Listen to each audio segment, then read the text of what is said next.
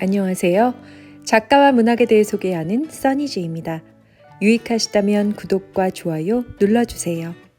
오늘의 문학은 푸른 십자가, 길버트 키스 체스터턴입니다. 은빛 아침, 하늘과 반짝이는 초록 바다 사이로 배 한 척이 하리치항에 들어와 파리떼처럼 보이는 승객 무리를 내려놓았습니다.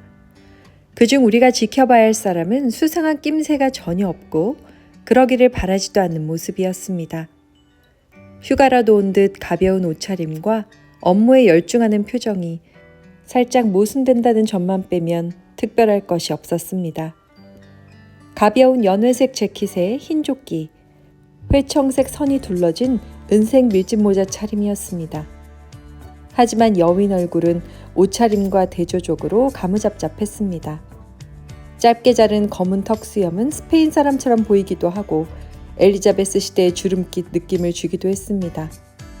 그는 무심하게 담배를 피웠습니다. 그는 파리 경찰청장이자 세상에서 가장 유명한 수사관인 발랑탱이었습니다. 그는 금색이 최대 거물을 체포하기 위해 브뤼셀에서 런던으로 가는 길이었습니다. 플랑보는 영국에 있었습니다. 겐트에서 브뤼셀로, 브뤼셀에서 혹판 홀란트로 추적을 거듭하던 세 나라 경찰은 마침내 그 거물 범죄자가 성체대회에 어수선하고 혼란스러운 틈을 타서 런던에 들어갈 것이라고 결론 내렸습니다. 아마도 성체대회와 관련해 하급 성직자나 직원인 척하며 이동할 것이었습니다. 하지만 물론 발랑탱은 이를 확신하지 못했습니다. 세상을 뒤흔든 그의 범죄 행각이 갑자기 중단된 지 여러 해가 지났습니다. 땅 위에는 평화가 찾아왔습니다. 하지만 전성기의 플랑보는 독일 황제만큼이나 유명하고 국제적인 인물이었습니다. 그는 프랑스 가스코뉴 출신으로 키가 크고 몸도 탄탄했습니다. 그 신체적 특성 때문에 신기한 소문도 있었습니다. 그가 저지르는 범죄는 독창성이 돋보이는 절도였기 때문입니다. 절도 수법은 늘 새로웠고 매번 전설을 만들었습니다. 젖소 한 마리, 수레 하나, 우유 한 방울도 없던 런던에서 고객 수천 명을 확보하여 티롤 유업이라는 큰 회사를 경영하기도 했습니다.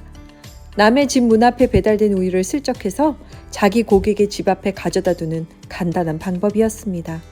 하지만 그의 범죄가 지닌 가장 큰 특징은 놀라울 정도로 단순하다는 점이었습니다.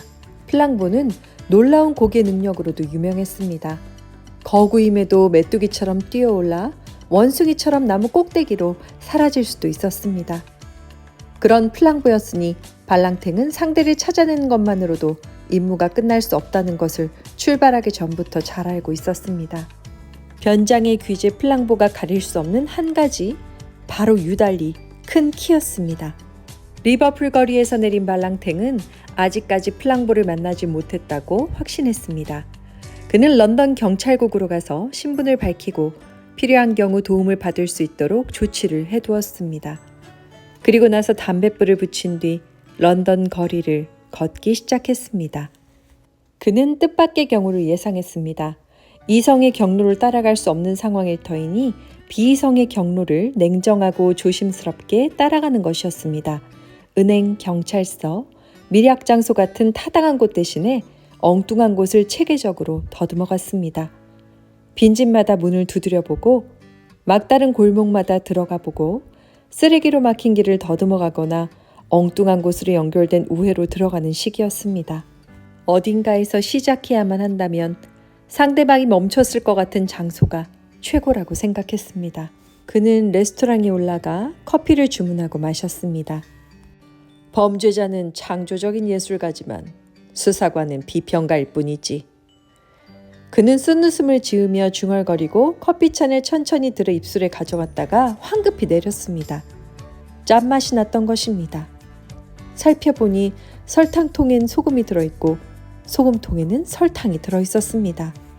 웨이터는 절대 그런 의도는 없었다고 이해할 수 없는 실수라고 변명을 늘어놓았습니다.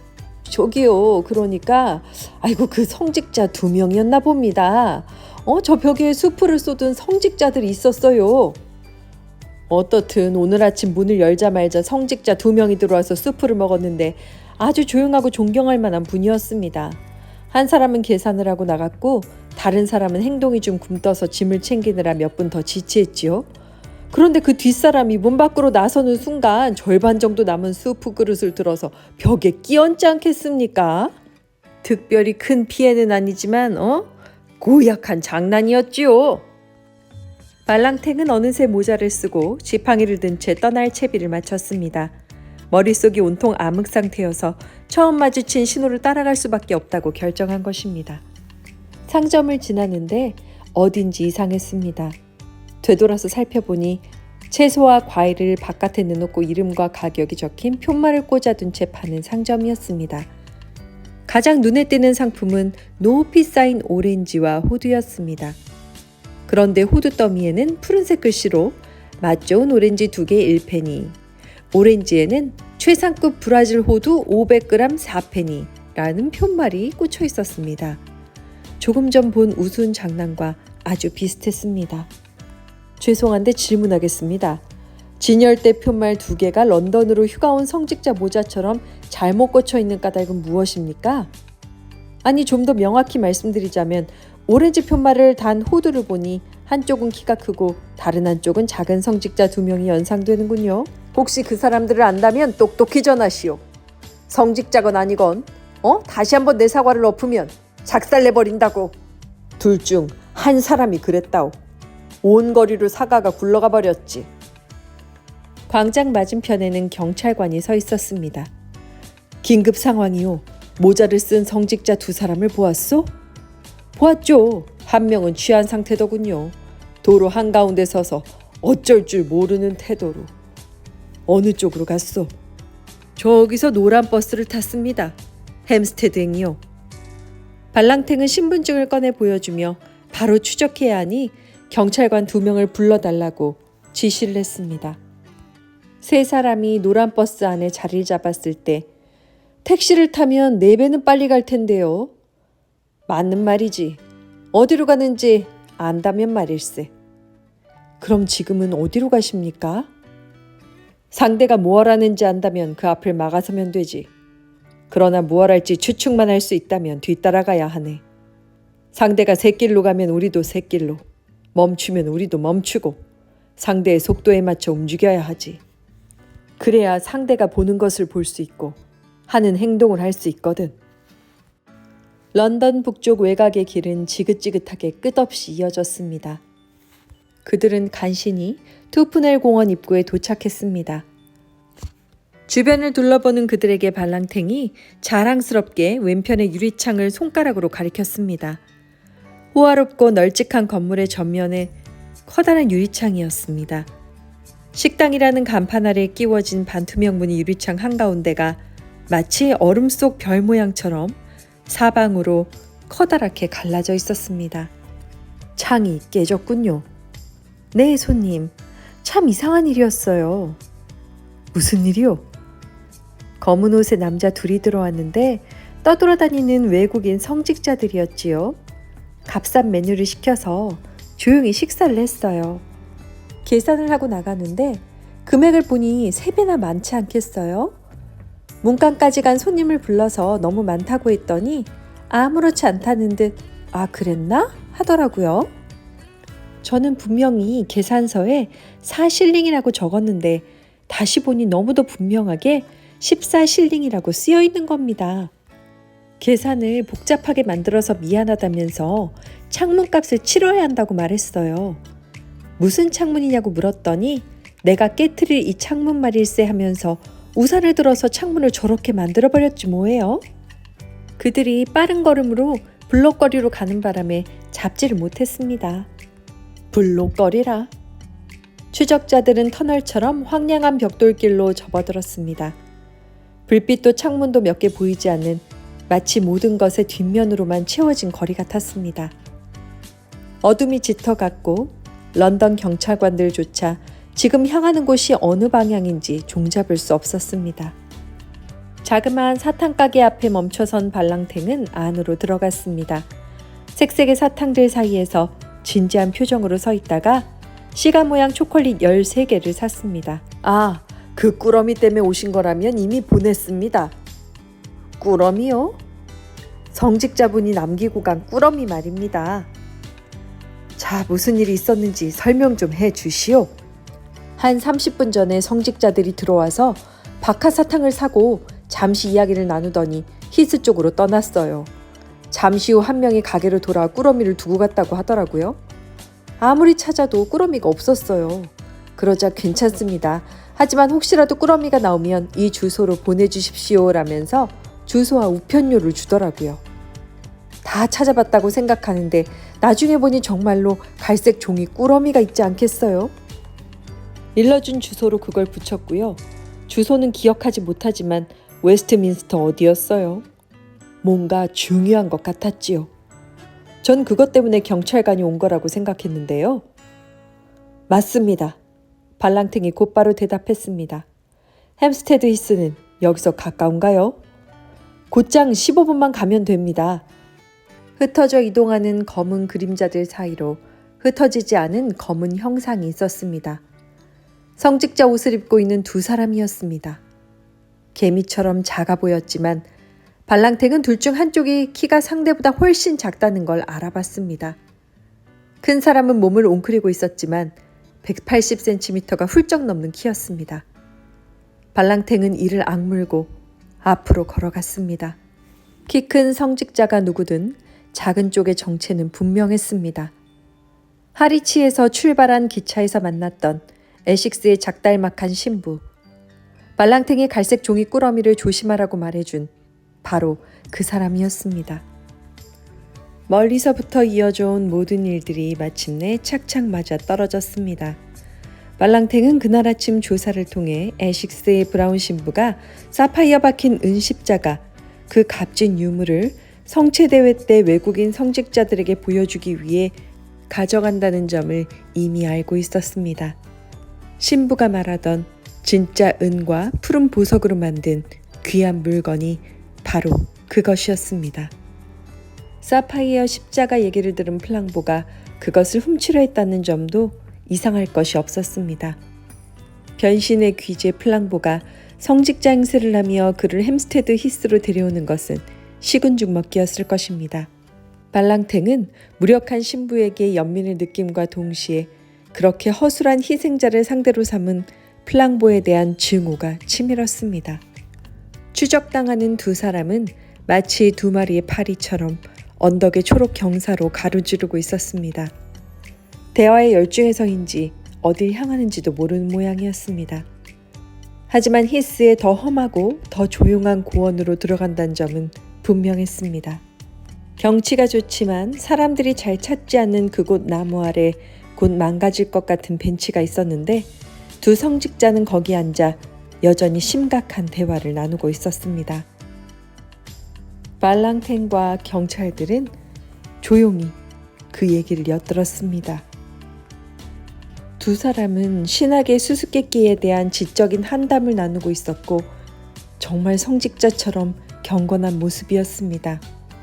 이어서 자세나 목소리에 아무런 변화도 없는 상태로 덧붙였습니다. 사파이어 십자가를 내놓으시지. 난 플랑보야. 아니? 짧게 대답하는 신부의 목소리가 살짝 갈라졌습니다. 아니? 나한테 안 주겠다는 건가? 잘난 성직자 양반, 줄 수가 없겠지. 그건 벌써 내 안주머니에 들어있거든. 정말인가? 정말이고 말고 내가 똑같은 꾸러미를 만들었지.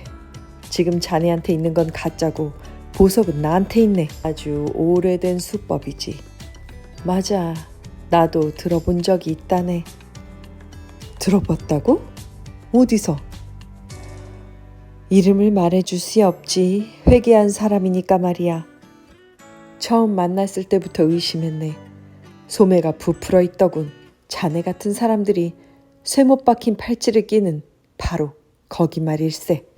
난 십자가를 안전하게 운반해야 했으니 자네를 주시하고 있었는데 결국 꾸러미를 바꿔치기 하더군. 그래서 내가 다시 바꿔치기 해서 진짜 꾸러미를 남겨두고 왔네. 남겨두고 왔다고? 그 사탕 가게에 다시 가서 꾸러미를 두고 왔다고 했지. 혹시 꾸러미가 나오면 보내달라면서 주소를 줬네. 처음에 두고 온 것이 아니라 두 번째 갔을 때 두고 왔지. 가게 주인은 그 보따리를 웨스트민스터에 있는 내 친구에게 이미 보냈다네. 신부인 죄로 알게 된 걸세. 사람들이 와서 얘기를 해주니까. 플랑보가 안주머니에서 갈색 종이 꾸러미를 꺼내더니 갈기갈기 찢었습니다. 안에 들어있던 것은 종이와 구리 막대기 뿐이었습니다. 당신 같은 시골 촌뜨기가 그런 일을 했다고? 십자가는 아직 당신한테 있을 거야. 내놓지 않으면 힘으로 뺏으면 되지. 아니, 브라운 신부도 자리에서 일어났습니다. 힘으로 뺏을 수는 없네. 첫째는 정말 나한테 지금 없고, 둘째는 우리 둘만 있는 것도 아니거든. 신부는 손짓을 했습니다. 경찰관 2명과 오늘날 가장 위대한 수사관이 계시다네. 어떻게 저 사람들이 여기로 왔는지 궁금한가? 내가 모셔왔지. 처음엔 자네가 도둑이란 확신이 없었어. 동료 성직자를 엉뚱하게 도둑으로 몰면 곤란한 일이라 자네 정체를 밝혀내기 위해 실험을 했어. 자기 커피에 소금이 들어간 것을 알면 누구든 소란을 떨겠지? 그런데 내가 소금과 설탕을 바꿨는데 자넨 가만히 있더군. 계산서 금액이 3배나 많은데 항의를 하지 않았어. 그건 남의 눈에 띄지 않아야 한다는 뜻이지.